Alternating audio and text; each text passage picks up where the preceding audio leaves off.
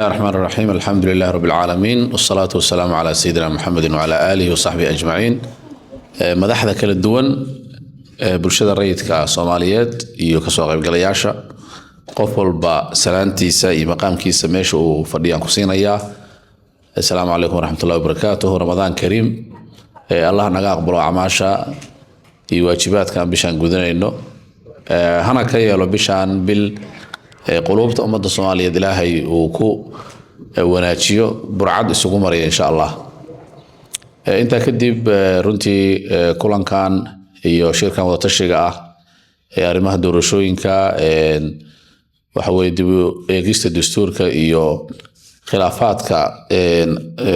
ay ka dhalatay oo hadda ay haraynayso waa muhiim runtii inaan ka tashano isugu nimaadno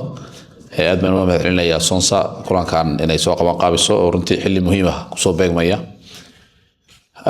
kulay waxaad moodaa inay iska noqotay wax kamid ah sumadaha iyo calaamadaha lagu garto Soomaalida in xilliyada kala guurka ah inay iskhilaafaan siyaasiyiintoodu iyo dadka wadanka hogaaminaya ay markii la joogo dhowrkii sanaba mar khilaaf noocaana iyo walbahaar uu yimaado marka iyada naftirkeeda waxay noqotay astaamaha dowladnimada wax Soomaaliya wax kamid ah inkastoo ay nasiib darro tahay niman siyaasiyiin ah banaayadooda waxaan ku lahaa waxa isku soo beega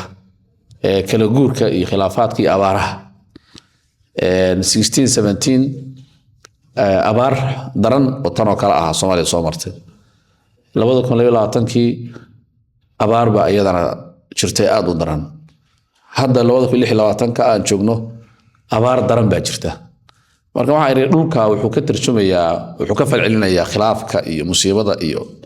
waxa yani ay siyaasiyiintu sameynayaan anigu aan u arko inuu maalay aan yahay dal inta la eg oo dad wanaagsan degan yihiin oo khayraad iyo resource leh in haddana dabaqa siyaasiya ilaa waa dabaqa siyaasadeed waaye dabaqa siyaasi inay intaas soo sano burburkii dowladda dhexe kadib ay 32 sano aysan xal u haynin Einstein buu ahaa umaleeyaa ninkii yiri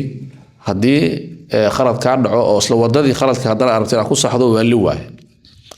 marka waxaad moodaa in yani masraxiyada iyo riwaayada khilaafaadka siyaasiga ahi inuu isku qof qoray dadka akhrinayana inay isku dad yihiin natiijadana isku mid waay yani wax isbedela ma soo muuqanayso laakiin anu waxaan qabaa kaalinta bulshada rayidka ah inuu yahay kaalin muhiim ah oo ay tahay dabaqada siyaasadeed inay dareento dalkan inay cid kale leedahay oo ay accountable u noqdaan khaladka ugu weyn oo meesha jirana waxay tahay siyaasiyiinta Soomaaliyeed iyo madaxda Soomaalida ah ma jiraan cid ay accountable u yihiin cid la xisaabtamaysa oo weydiinaysa markay wax khaldaan ma jirtaba sidaas daraadeed marka iyagu sida ay u arkaan marka bay u xalistaan siyaasadahooda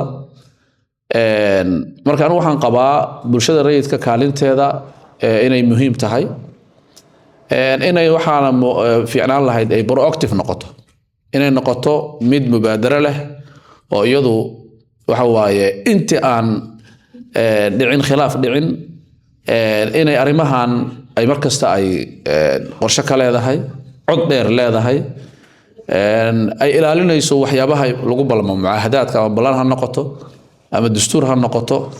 ama xilli doorasho la gaar ha noqoto inay cid cod midaysan leedahay ummadda Soomaaliyeedna ay leedahay dad loo baxsado oo la yiraahdo alle dadkaana xal haya dadkaana wuxuu ahaayay